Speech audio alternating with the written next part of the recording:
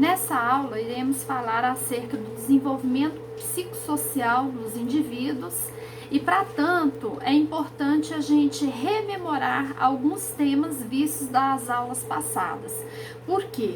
Ao falarmos desse desenvolvimento psicossocial, nós vamos estar tratando de questões relacionadas ao instinto, estudadas quando falamos do psiquismo, do id. Nós vamos estar falando também do ego e do superego.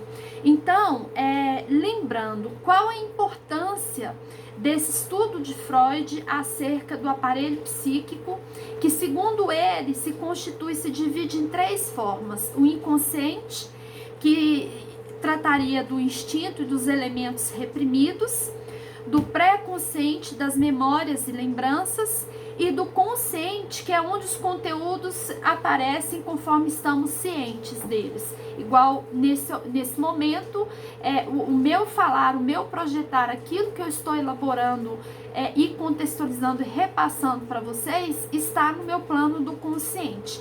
Ou seja, o consciente comporta todas as estruturas das quais o indivíduo tem consciência. Bom, então, qual a importância para Freud, partindo dessas três estruturas desse aparelho psíquico que se fundamenta no inconsciente, no pré-consciente ou subconsciente e no inconsciente? Qual é a relevância disso aí para podermos falar do desenvolvimento psicossocial? Bem, a grosso modo,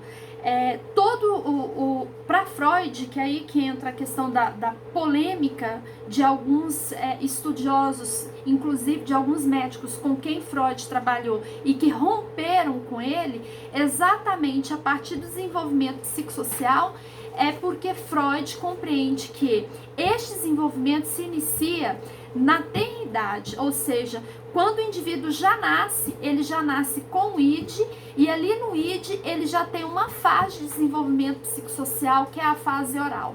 A partir dessa fase ele começa a desenvolver a fase anal, a fase fálica e assim sucessivamente, porque para Freud a criança é um ser sexualizado e sexuado.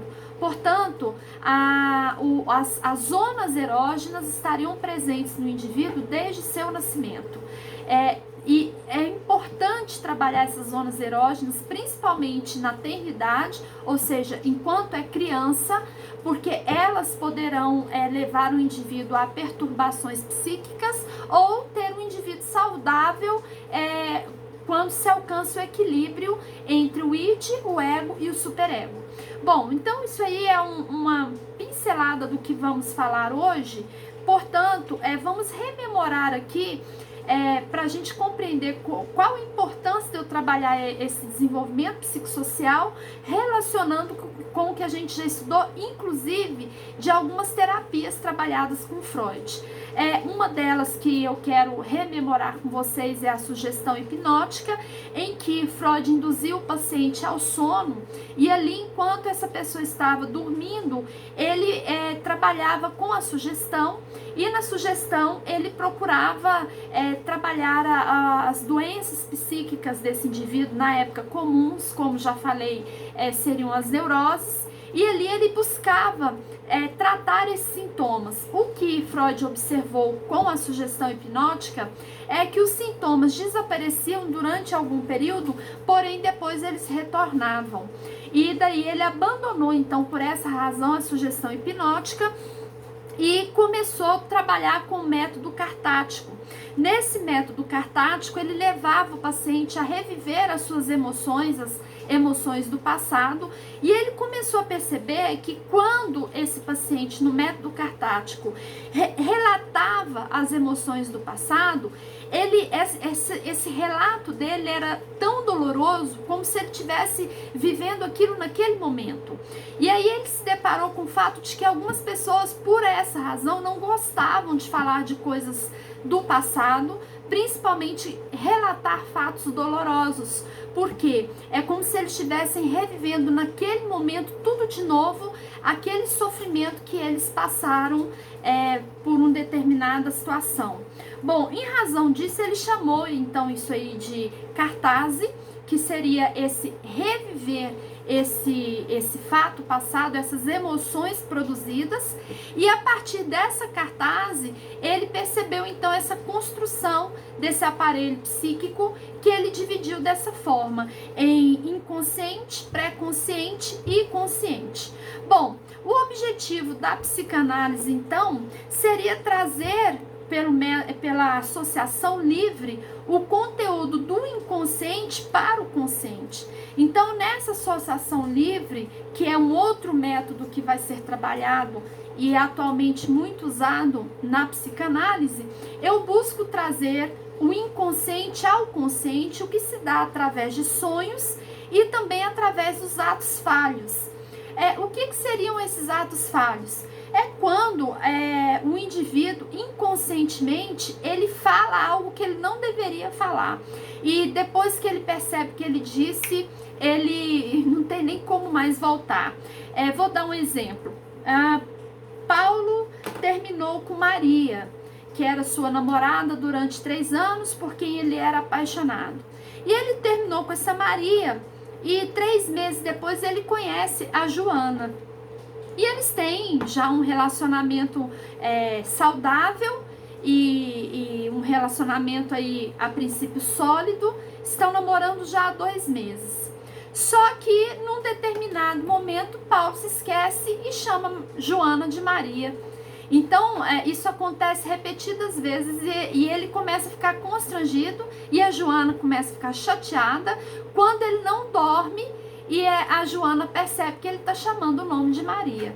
Bom, se pelo sonho eu tenho aí então a associação livre, trazendo o inconsciente, rememorando essa emoção que ele viveu nesse relacionamento anterior, e pelo ato falha, quando ele fala o nome de Maria, quando a bem da verdade ele deveria dizer o nome da Joana, que é com quem ele está namorando agora. Bom, isso é o ato falho, ou seja, é aparecer na fala do indivíduo palavras que na verdade ele não queria dizer, e elas vêm desse id, né, desse inconsciente. Bom, então, partindo dessa associação livre, desses métodos todos que a gente falou, Freud trabalhou com uma hipótese da dinâmica do aparelho psíquico. Portanto, o psiquismo ele possuiria 3 grandes sistemas que a gente trabalhou na última aula, que seria o id, o ego e o superego. Esses grandes sistemas compõem as instâncias psicológicas que se articulam para manter o equilíbrio do indivíduo no aspecto psicológico, ou seja, de maneira saudável. Lembrando, o id é a única instância que já nasce conosco. Ao nascer, nós já trazemos com o nascimento o id, e é a partir do id que eu desenvolvo o ego e o superego. O id é a fonte primária da energia psíquica, é onde se encontram a libido, que é a fonte dessa energia psíquica, e os instintos. E nele opera o princípio do prazer, ele é totalmente irracional.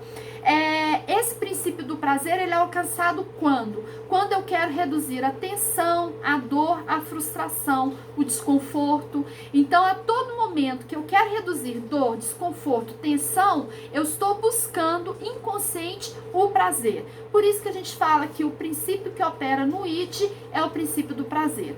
Um exemplo que a gente tem aqui é da criança recém-nascida, que quando ela quer mamar e ela não está com fome, ela já começa a chorar. Ou seja, o seu instinto é irracional, mesmo ela não sabendo se a mãe vai dar o peito ou vai dar mamadeira, ela já começa a chorar. É uma maneira instintiva dela expressar o seu desconforto, aquele ato de fome, né? E assim, sucessivamente, algumas ações dos recém-nascidos a gente começa a perceber que são altamente instintivas.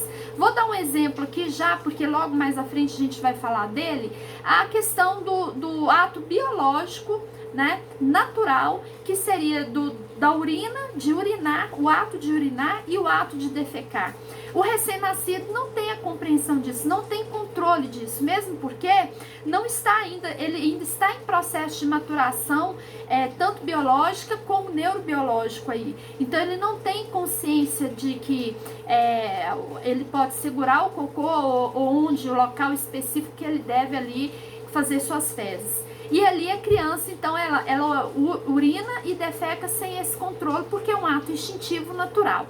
O ego, por sua vez, à medida que essa criança vai crescendo, ela vai lidando com as insatisfações do id, ou seja, ela percebe que aquilo que é instintivo começa a ter limites. A mãe começa, por exemplo, a forçar a criança a usar o pinico, forçar a criança a usar a privada. A mãe começa, então, a usar métodos para ensinar essa criança a não fazer xixi na cama. Esse urinar na cama seria instintivo, mas ela começa a desenvolver métodos para que ele não faça isso. Então ele começa a confrontar com a realidade. Por isso que opera no ego o princípio da realidade, em que ele tem que suportar a frustração do seu instinto de querer comer na hora que ele quer, ou de querer dormir na hora que ele quer, ou de defecar, urinar na hora que ele quer, em ter que se adaptar com as regras do novo jogo, que são das condutas, das normas sociais.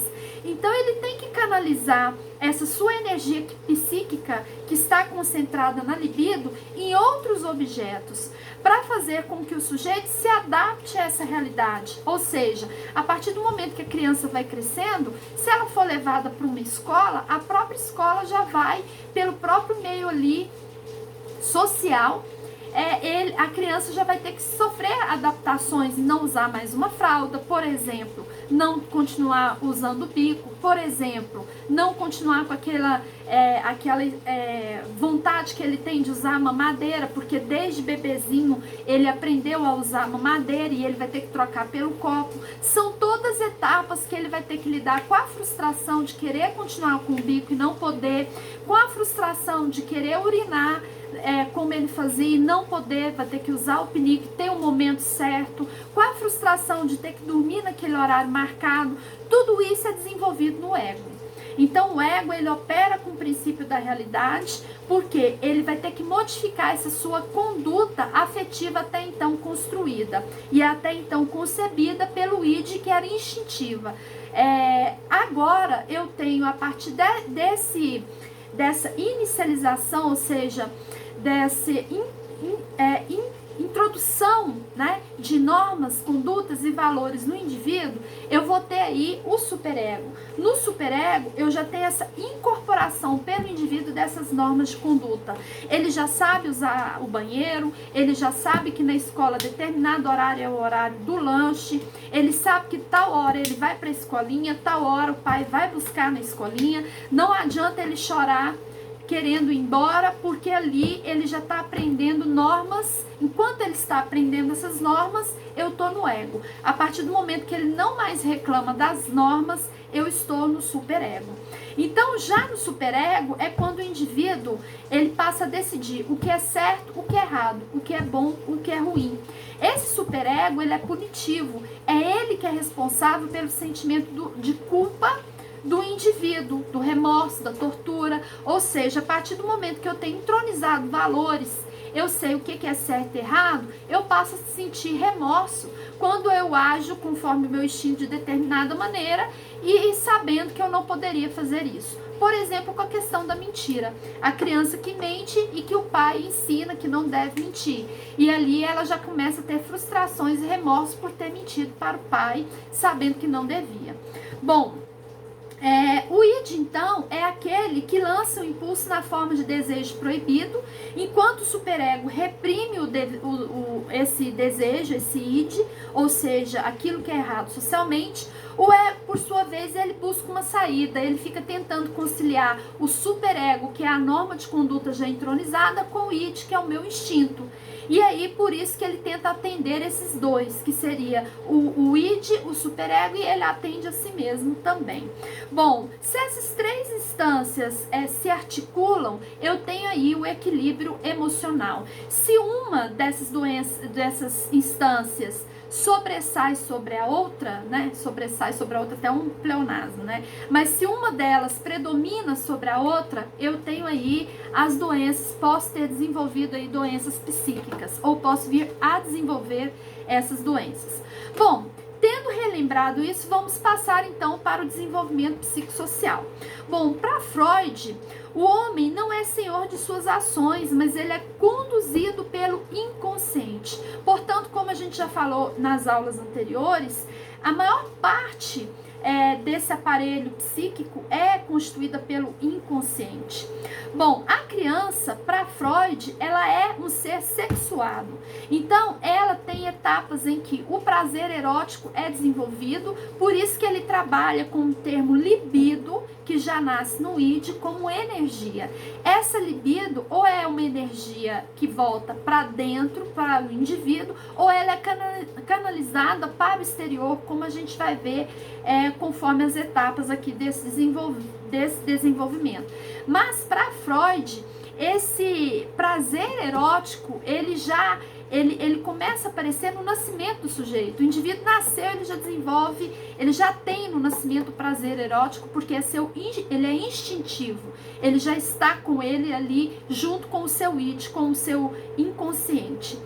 E essa manifestação desse prazer erótico, ele vai ocorrer nos primeiros dias de vida e depois ele vai se desenvolvendo nesse percurso aí da formação do indivíduo. Então ele trabalha muito a questão da sexualidade infantil. Bom, aí essa libido, então, é essa energia que vai mobilizar esse conteúdo psicológico. Então, para Freud, muitas das frustrações, muitas das doenças psicológicas têm nas suas origens frustrações com a libido, com a sexualidade, quando na formação da criança. E ali, então, ele trata da organização da sexualidade humana, que se relaciona com a expansão dessa libido. Por isso que ele fala que essa expansão dessa libido, ou seja, essa libido ela vai se desenvolvendo conforme essas fases psicossociais do indivíduo, que ele deu o nome de fase oral, depois ele passa pela fase anal, depois pela fase fálica, fase da latência e, por fim, pela fase genital. Bom, esse desenvolvimento, então, psicológico, ele ocorre junto aos processos de maturação neurobiológico da criança. E ela tem uma relação do desenvolvimento libidinal e a maturação biológica. Por isso que a gente fala de zonas erógenas, que essas zonas erógenas elas vão surgir conforme esse processo de desenvolvimento libidinal e maturação biológica. Essas zonas erógenas são partes do corpo em que a libido está mais concentrada. Por isso que ele divide nessas etapas de oral, anal, etapa fálica, latência e genital. Vamos começar então com a fase oral. Nessa fase oral, que seria para Freud de 0 a 1 ano, a libido está concentrada na boca e no trato gastrointestinal. Por isso que a criança ela tem a necessidade de sugar já no ato de nascer, porque ali ela sente o prazer. Então, nesse prazer que ela sente com o ato da amamentação, esse prazer dá a ela o quê? É sinônimo de que essa libido? Esse prazer nesta fase de 0 a 1 ano dá à criança o conforto que ela precisa.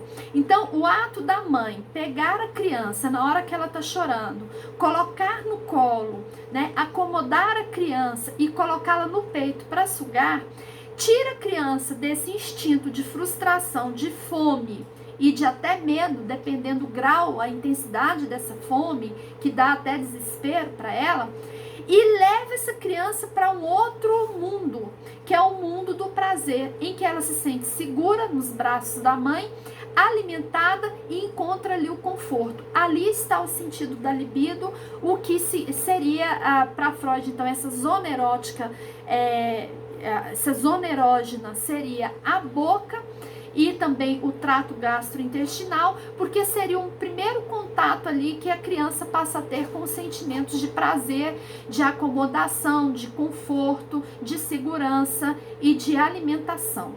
Bom, A segunda etapa, que seria essa etapa chamada de anal, ela se desenvolve entre os 2 e os 4 anos no indivíduo. A anal, como o próprio nome já fala, a zona erógena do indivíduo seria o ânus. Nesse ano, por que seria o ânus para Freud? Porque ali, entre esses 2, 4 anos de idade, o indivíduo passa a desenvolver uma maturação biológica dos músculos anais, que seria do esfíncter e das musculaturas de base. Então, ele consegue controlar o ato de defecar. Ou seja, eu posso agora defecar como um ato natural sem controle, e ele passa a saber que ele consegue segurar vamos usar a palavra aqui a grosso modo, ele consegue segurar o cocô, o que antes ele não fazia. Bom, então, para Freud, a criança sentiria um prazer no ato de evacuar, principalmente quando ela tem que obedecer às regras do toalete, em que ela não pode mais evacuar como ela fazia quando era recém-nascida, na hora que ela queria, porque os pais começam a introjetar nela valores, os pais, a sociedade, a escola, falando que ela não pode mais fazer cocô na fralda, porque ela já tá grandinha. Então começa ali o ego, a desenvolver o ego na criança, ou seja, a querer entronizar na criança esses valores que ela não pode mais defecar a hora que ela quer. E ali ela vai ter que aprender a segurar o cocô para ir para um banheiro, para uma privada, ou para um pinico, a algum momento assim. Bom, o que seria então essa regra, esse treino do toalete, também chamado como regra do toalete? Esse treino do toalete é quando a criança, o próprio nome já fala, ela é treinada para fazer o cocô dela no momento específico. Só que tem que tomar muito cuidado, tem que ter uma atenção muito especial, porque até então ela compreendia que como o cocô fazia parte do seu sistema natural, né? E até então ela, desde o nascimento, ela não tinha controle sobre ele. Ela começa a entender que aquilo ali não pode ser feito como era, e ela vai ter que aprender a segurar aquilo e a obedecer algumas regras. Por exemplo, quando ela já aprende a usar a privada, descer a tampa da privada, ou dar a descarga, e assim por diante. Como que ela vai usar essa privada? Então tem toda uma regra para ela poder usar do banheiro, né? E para poder liberar as suas fezes. E aí você tem uma situação, esse ambiente ele tem que ser agradável. Por quê? Se, por exemplo, a criança não consegue segurar porque ela ainda está na formação do ego, portanto ela não entronizou ainda, seja porque ela não entronizou esse valor que os pais tentam passar, de que ela não pode mais fazer cocô na calça, por exemplo, ou ela não aprendeu isso ainda, a importância disso, ou porque ela ainda não tem a formação desses músculos anais totalmente pronta. Como eu falei, ele vai de 2 a 4 anos de idade, então ele não tem um ano específico em que esse músculo, o esfíncter, vai estar totalmente preparado para ela ter esse controle. E aí os pais entendem que a criança já está com 3 anos de idade, continua fazendo cocô na calça e começa a agir com agressividade com essa criança. Ou porque ela não entronizou o ego, ou porque ela não tem a musculatura toda pronta, ela não consegue segurar isso, chega aos casos dessa criança até apanhar. Isso é muito grave, porque a criança pode desenvolver um distúrbio, né? Por exemplo, de ficar retendo o cocô e depois, quando ela quiser expulsar e evacuar, ela não conseguir, né? Por quê? Porque ela apanhou, ou ela ficou de castigo quando fez o cocô na calça ainda, e ali ela ficou marcado, né? E aí quando essa etapa ela é marcada, ela é chamada de fixada. Ficou fixado na criança essa fase anal, e seja por uma frustração, seja por uma gratificação, por um trauma, que é o exemplo que eu tô dando, porque apanhou, porque fazia o cocô na calça, e ali ela começa a ter distúrbios, inclusive biológicos, porque de tanto segurar o cocô, ela já não consegue mais liberar. Então, o ambiente desse toalete, desse treino do toalete, ele tem que ser um ambiente saudável e agradável para a criança aprender aprender e entronizar essas normas do ego e deixar de lado o seu ídio, seu instinto natural de defecar toda vez que ele tiver vontade. Essa fase anal, então, ela se subdivide em duas fases, que é a da expulsão e da retenção. Só que na fase da expulsão, que traz para a criança, para o indivíduo, alívio e prazer. Na fase da retenção, ele vai causar dor. Tem casos que as dores são horríveis, porque a barriga incha, porque ele está segurando o cocô, ou porque ele tem uma retenção mesmo, algum problema intestinal. E ali, a necessidade de evacuar. Quando eu tenho, então, essa retenção dessas fezes, eu consigo evacuar. Até hoje tem pessoas já adultas que sentem prazer no ato de evacuar, principalmente quando tá com, vamos chamar de um piriri, né, uma dor de barriga terrível, e na hora que vai no banheiro é um alívio que a gente fala. Essa sensação de alívio é a libido, é o prazer que Freud trabalha. Por isso que ele fala que nessa fase anal, que é dessa formação do esfíncter e dos músculos de base, né, das musculaturas de base, inclusive que compõem todo o nosso organismo, intestino, é importante para a gente saber que o ato de evacuar é um ato que dá uma sensação de alívio. Portanto, se é uma sensação de alívio, é uma sensação de acomodação, de prazer, e aí nós teríamos aí a zona erógena como sendo o ânus, né? Bom, continuando aqui, voltando a falar, se há uma fixação nessa fase anal, ou seja, que é a fixação? É quando a libido, ela predomina em determinada fase, ela tem uma maior quantidade em determinada fase, seja por gratificação, por trauma ou por insatisfação. Se essa libido é fixada em uma dessas fases, eu estou ainda na fase anal, mas ela pode ser fixada na fase fálica, ela pode ser fixada na fase de latência, pode ser fixada na fase genital.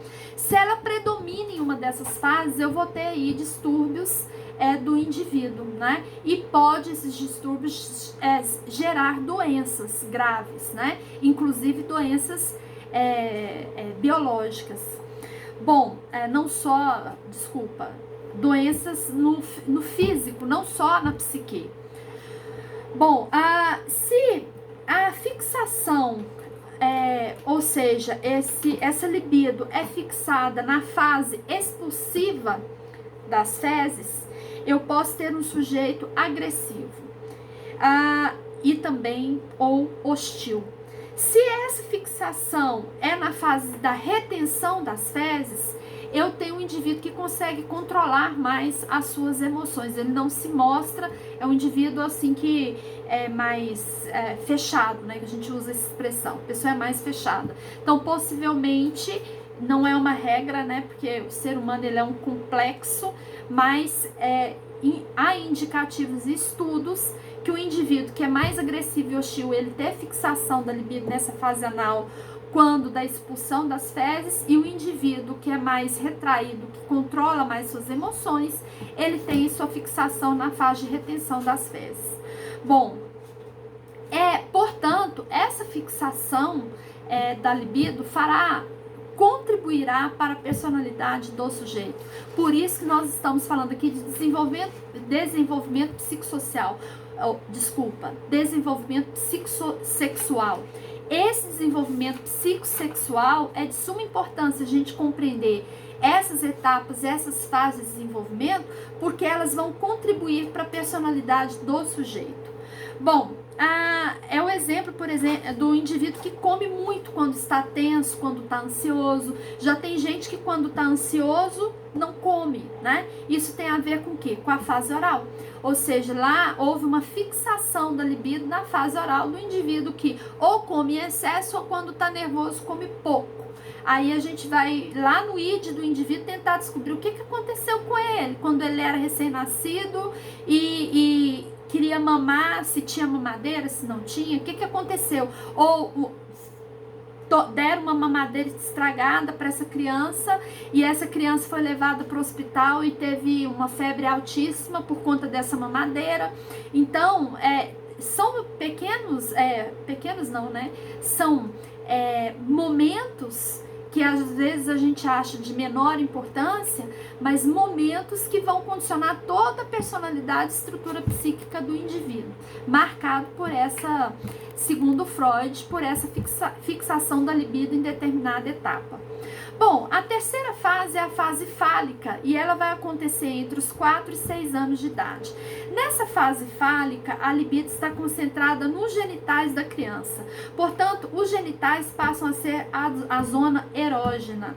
Só um detalhe, o menino, bem como a menina, vão descobrir o pênis. Por quê? Para Freud, o complexo de Édipo, ele acontece tanto no menino, bem como na menina. Porque na concepção freudiana, das teorias que ele construiu, como eu disse na última aula, uma das teorias dessa dinâmica da personalidade tem a ver com a construção social, cultural, religiosa que forma a psique do indivíduo. Bom, e para Freud, há um valor muito grande atribuído ao pênis, e esse valor ele é simbólico, que tem a ver até com a cultura do domínio masculino. Então, a mulher, ela não tem o conhecimento do próprio corpo para Freud, principalmente menina. E segundo os estudos dele, muitas mulheres já adultas sequer conheciam seu próprio aparelho reprodutor, sequer conheciam a formação do aparelho feminino.